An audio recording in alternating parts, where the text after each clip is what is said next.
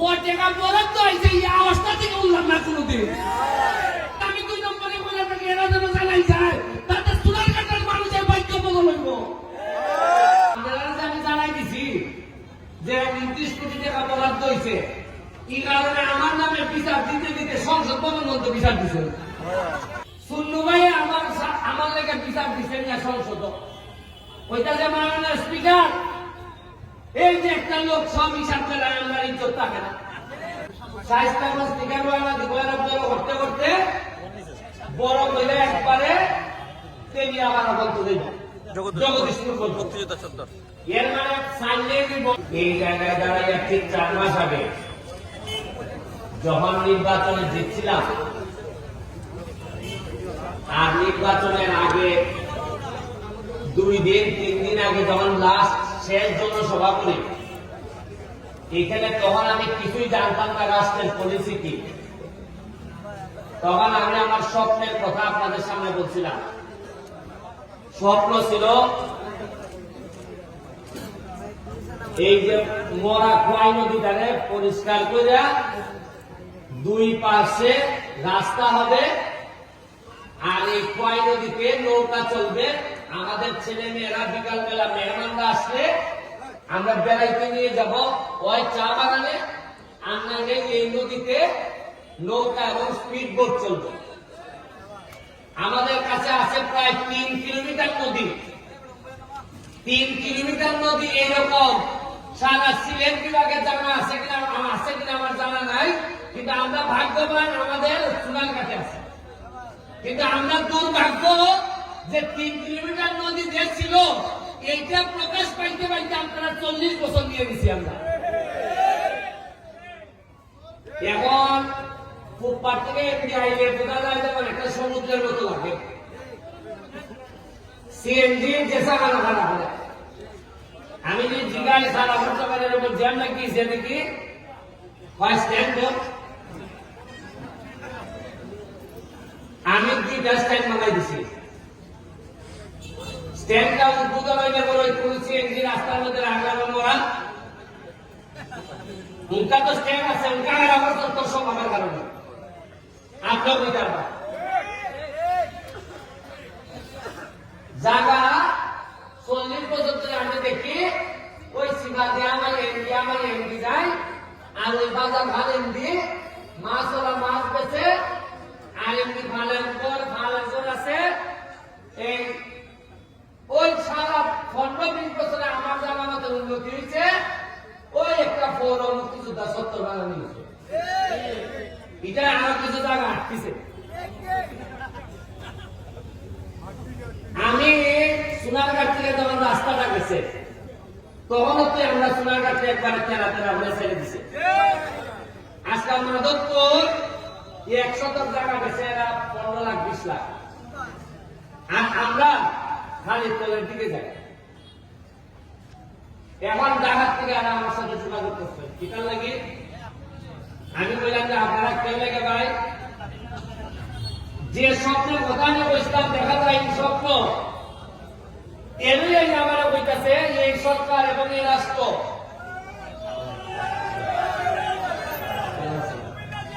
ভালো আছেন? Thank you.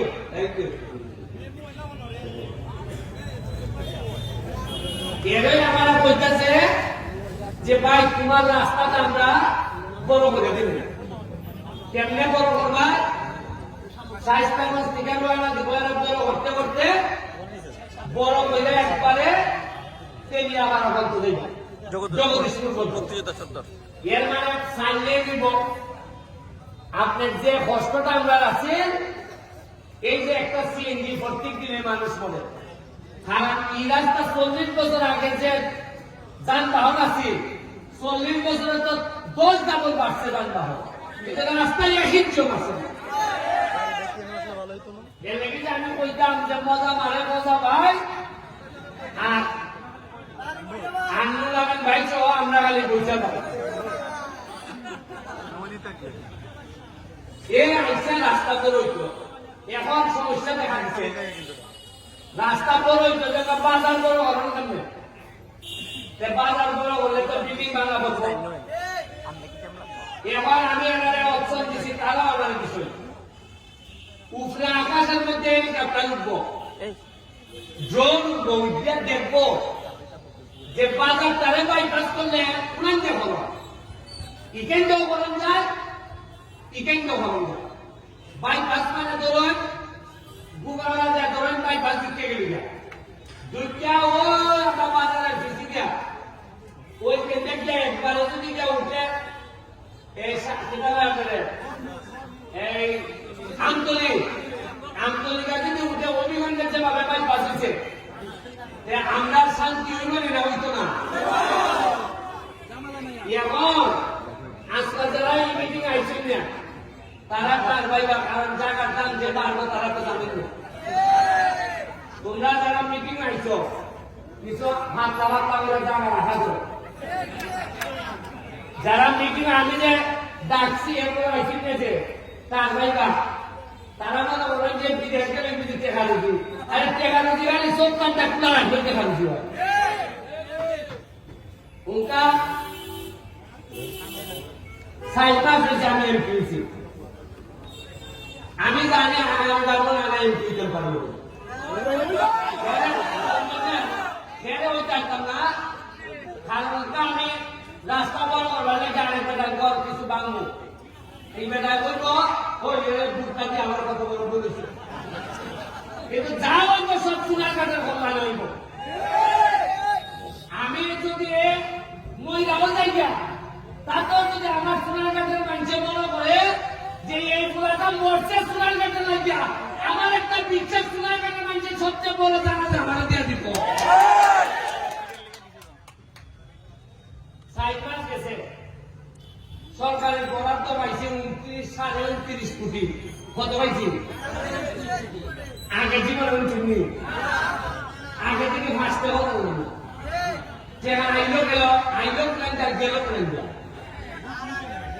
এই জায়গার মধ্যে মিটিং হয়েছে অন্তত 50টা হয়েছে না, আর আওয়াজের চলতো না, মসজিদে নামাজ চলতো ভবন গেছে না, কিন্তু অত আওয়াজ হয়েছে টাকা বরাদ্দ হয়েছে, এই আওয়াজটা থেকে উঠলাম না কোনোদিন। কি খবর আমার দেখুন, আপনারা আমি জানাই দিছি যে 29 কোটি টাকা বরাদ্দ হয়েছে, এই কারণে আমার নামে বিচার দিতে দিতে সংসদ ভবন মধ্যে বিচার দিচ্ছে। ওই করিমগঞ্জ তারাইলের একটা এমপি আছে, তার নাম বিরোধী দল বেড়ায় করে শুনু ভাই, আমার বড় কষ্ট হয় তারাই করিমগঞ্জের মানুষের লেগে। শুনু ভাই আমার লেগে বিচার দিচ্ছে না সংসদ, ওইটা যে মাননীয় স্পিকার এই যে একটা লোক সব হিসাব পেলায় আমরা ইজ্জত থাকে না। আমি জীবনে গাই বলছি না, আপনারা টেকা আপনারা বলতেছি আমি ভাই টেকা আপনারা আইসে, আপনারা আমার বইটা কেমন খরচ করছো জানাও, টেকা হিসাব দেও।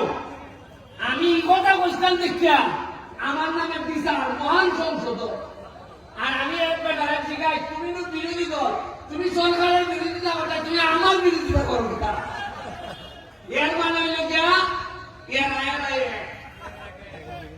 আর আমি করছি বিপদ। আজকে আমার একটা অভিজ্ঞতা গেছে ফাঞ্চরি একটা 25 একর জায়গার মধ্যে একটা eco tourist eco park hotel, এই ইকো রিসোর্ট হইবার কথা 18 সালে। এটার লেগে বরাদ্দ হয়েছে 1 কোটি টাকা, কত হয়েছে আজকা দিয়া দেখি আমি 1 কোটি টাকার মধ্যে 80 লাখ টাকা দিয়ে একটা পুকুর খনন করছে। আমি জিগাইলাম পুকুর খনন করতে কত টাকা লাগে, এটা কয়টা খনন না, এটা পুকুর আসিল মানে পুকুর আসিল, ইটারে আমার পুকুর খনন করছে ওইটা টাকা নাই 80 লাখ। আহারে আমার ফল লাগে মজা মানে মজা ভাই, আর আমরা খালি বুঝা ভাই 1 কোটি টাকা ওই দুইটা শেষ কেজি বানাইয়া শেষ। আমি আজকাল হইয়া যাইতেছি যাতে আমার পরবর্তী প্রজন্ম যারা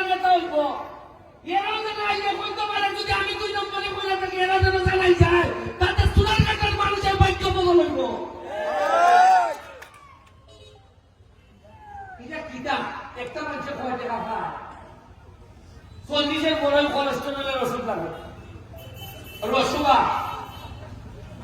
টাকা রসুয়া ভাই দেননি এরবার ঠান্ডা লাগে আপনার মন্দির গাছ লাগেনি আনলাইলে ইনহেলার 3 জিনিস নিয়ে যাওয়া লাগে ইনহেলার মন্দির গাছ তেল আর রসুয়া তেল ইলাই নিয়ে যাওয়া লাগে অথচ এই 3 ওষুধ কিনতে গিয়া এর পুরা এলাকা দিচ্ছে না। তবে একটা ঘোষণ আপনারা দিয়ে যায় আমি নির্বাচনের আগে ফাঁস করে একটা কথা বললাম আপনারা খেয়াল রাখবা একটা জিনিস খেয়াল রাখবা যে এমপি হইবার পর ব্যারিস্টার সুমনের কোন সম্পদ বাঁচছে কিনা এখন দেখা গেল আমার টাকা আমি হিসাব দিচ্ছি বা নির্বাচনে আমার কাছে নগদ আছে 6 কত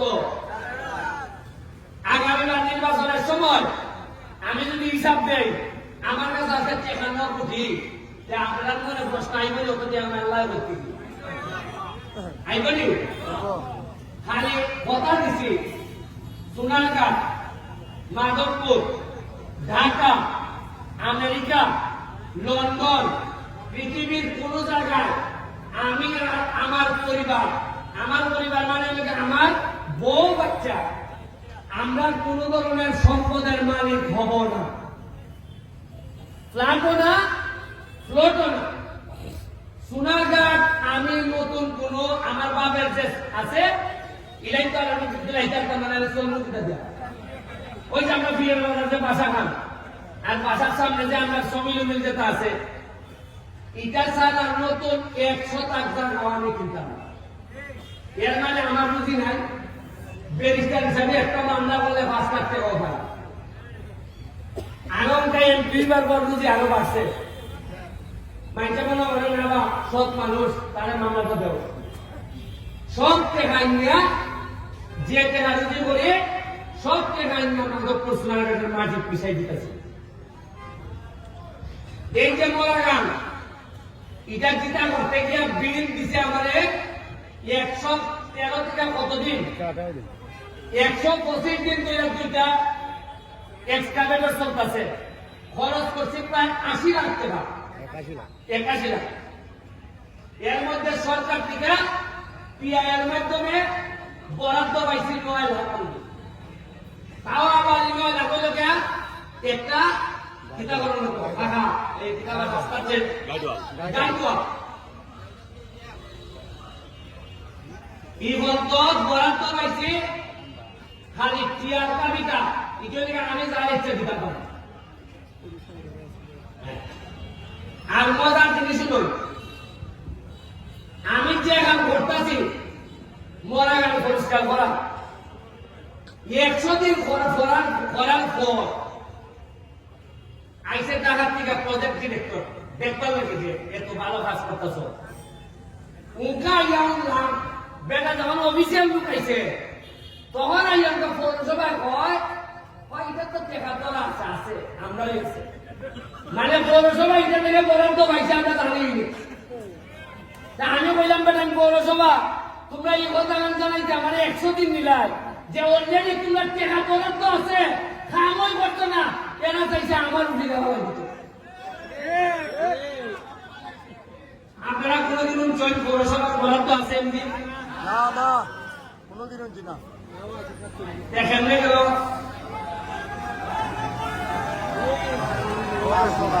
ভালো আছেন